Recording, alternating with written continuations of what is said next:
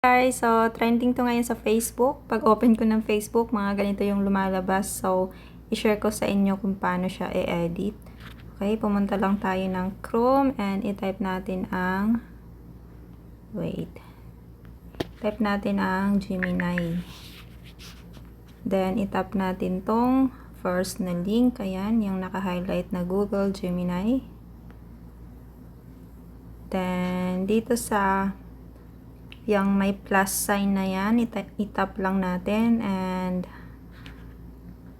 maghanap tayo ng picture na gusto natin i-edit. Ayan, maghanap lang po kayo ng picture na gusto nyo i-edit. So, itry ko tong anak ko. And then, i-done mo lang. And then, bago tayo ma-proceed, kailangan may ilagay tayo dyan. So, ilalagay ko lang po sa comment section. I-copy-paste nyo lang po. So, ito po yun.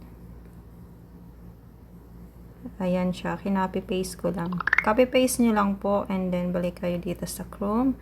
Ayan. I-paste nyo lang po dito. Dito sa Ask Gemini. Ayan. Then, ayan. I-copy-paste mo lang. And then, itap mo na yung arrow na yan.